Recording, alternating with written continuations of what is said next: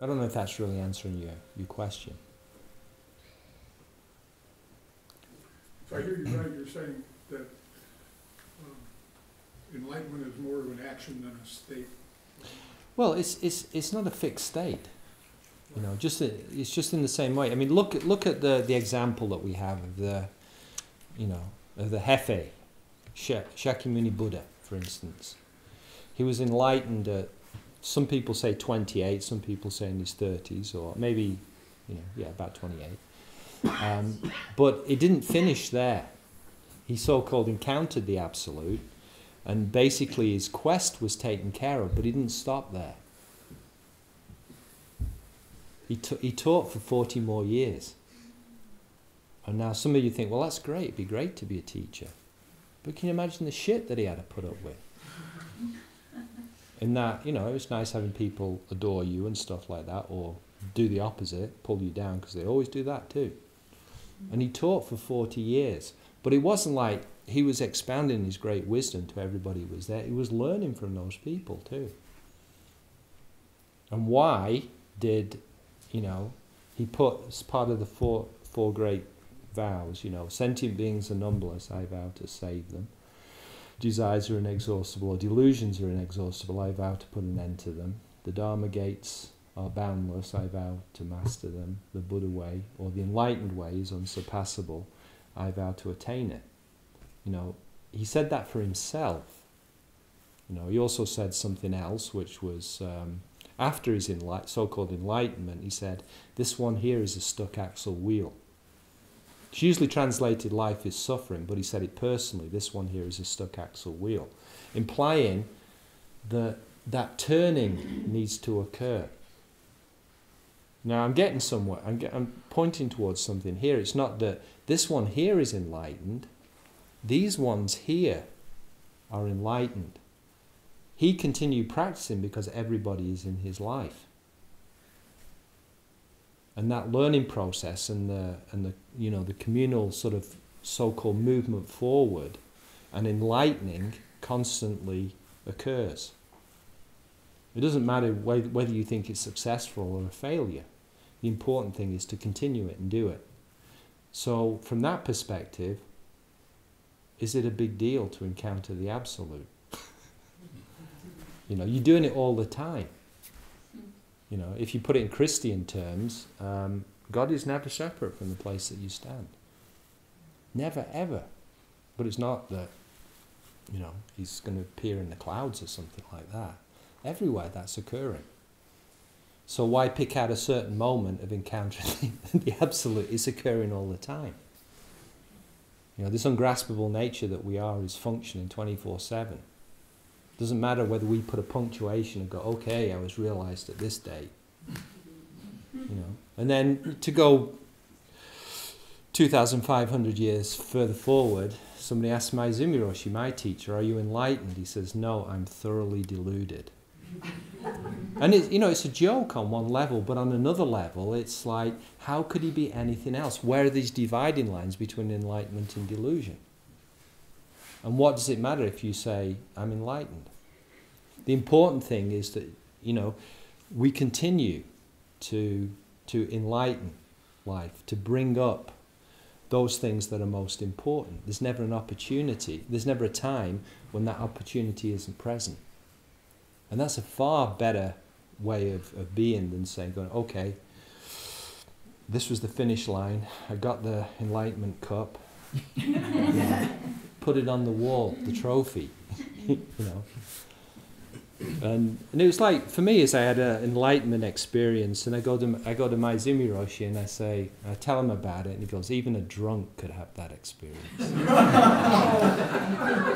Best thing he could have said. The best thing he could have said. So then it's like, oh, okay, carry on. You know, just get on with living and appreciating life. And that was, you know, again, that was the thing that he emphasized over and over. You know, is appreciate your life. So my successor comes to me, and he says, I was with Maizumi Roshi, and I was at Thanksgiving, and I was, you know, I was a beginner, and I said, I really want to. It was at Thanksgiving, and Maezumi Roshi was carving the turkey for his family. You know, he was doing that, and he's going, I really want. And Shinko was a vegetarian, and he's going, I really want to practice. I really want to practice really well and realize what should I do. And so Maezumi Roshi says to him, sit down, get yourself a beer, and really enjoy the party. Now again, he's not doing something that is, say, go against, you know, practice. He's good. This is what's happening. How do you appreciate this? And he wasn't trying to force turkey down him being a vegetarian. But it's just like, how do you enjoy the life that you have? Not waiting for this thing at some other time or some other place to actually occur. You know, how do you appreciate this? Supposing enlightenment is like this, now what do you do? But it's a very important question. Everybody has to face up to that. What is wrong with the human condition? All of the enlightened people through time have not, as far as I know, escaped the human condition. Shakyamuni Buddha didn't turn into some, you know, asura or something with several arms and wings and stuff like that. He taught for 40 years, got sick, ate some spoiled pork or pig food, knowingly apparently, and then he died. But you know, he didn't die like in the pictures. He died of dysentery in the street, basically. But the thing was that he was at peace with his life, and he also had, there was that much power from his practice and what he'd done in those 40 years that something lasted for 2,500 years. It wasn't what he attained as such. I mean, that's the power that drove it, and the people that have experienced that through the years. It wasn't that he became something else. He appreciated the human experience. That was apparent in his first teachings, or not his first teachings. The things that really sort of turned him around. He was sheltered as a kid. You know, he had a dysfunctional family. Well, it's true. It's true. His mother died when he was born, and besides that, he was born out the side, which must have been really tough. And then he stands up, and one hand raised. You know, I mean, those of you that raise kids, you know, baby's like rubber. He stands up and points to the earth and the heavens and says, "I alone am the world-honored one." At that point, you know, it's a beautiful statement. But then his father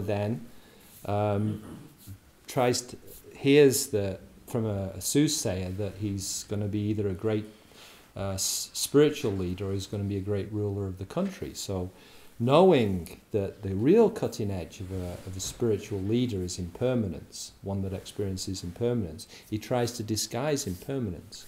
So he doesn't let him see old people or people. I don't know how he disguised it in himself. He must have been using Grecian formula, his dad, you know, and stuff like that, and you know, putting lots of spackle on his auntie's face, you know, to make him. You know, he went as far as even to, as soon as the flowers began to die, he would take the flowers out, so you couldn't even see that. And any of his old retainers, they were removed before he could really tell that they were old. So he was really insulated from that kind of thing. So what happened was, obviously there was a rebound from that kind of upbringing. He jumps over the wall like, you know, any teenager does, and he sees, what does he see? He sees somebody who's sick. That's the first thing. And he's, you know, I don't know how he never saw anybody who was sick, but he, you know, it really shook him. You know, but it didn't shake him that sickness exists out there, is that could happen to me. You know, like most of us do when we see it. And then he saw somebody who was old, and he's going, whoa, you know, of course that could happen to me. And apparently then the third thing he sees a corpse. And he realizes that, you know, I'm gonna die at some point. So that's probably pretty scary for, you know, a teenager. And then he sees somebody who's a follower of the way, and he saw a certain amount of peace there. So he thought, well, you know, here's a way out. Maybe I can do something here. But the important part of this is that the thing with impermanence is, again, it's part of the human condition.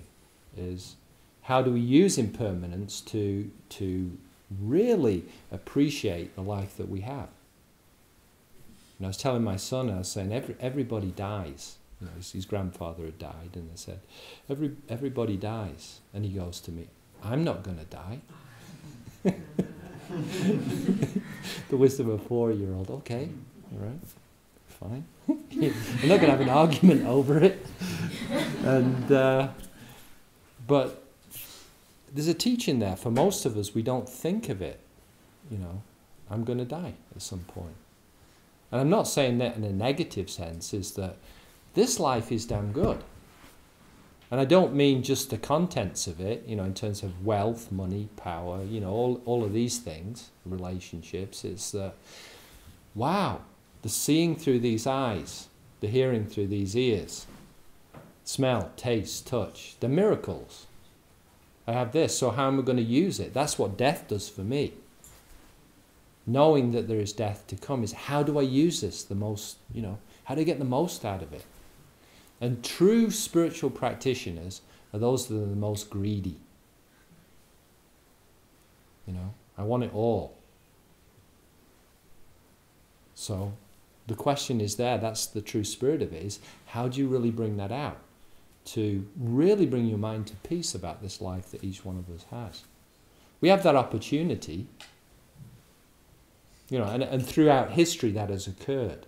But then usually what happens is at some point in that process of realization, there's a sense that it's not just for me. I don't just do this for me.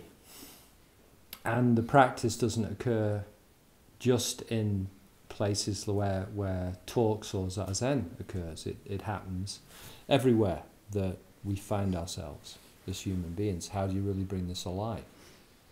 And then part of that is just then how do we use what we have? How do we do that? How do we make this practice sustainable beyond a certain point? Again, like you were saying, with sometimes your drive isn't that much, and that's the beautiful, you know, the beauty of Sangha or the community that you're in. I'm sure that those of you that do yoga is that some days you wouldn't show up if other people weren't going to show up, but because they show up, you show up, and it's the mutual benefit that happens. And again, that's the beauty of Sangha, is sometimes you're dragging your ass to do various things, and you see other people are enthusiastic, and you go, okay, you pick up some of that energy and you use it, and it works. You know, like some days I just can't be bothered, you know, but then I see other people doing it, so okay, I'll do it, and then I'm on fire, and then I give that energy there. It's a very beautiful thing as we get together as human beings and practice. And it should be appreciated too. No, it doesn't have to be gushing stuff, but can be. Yeah.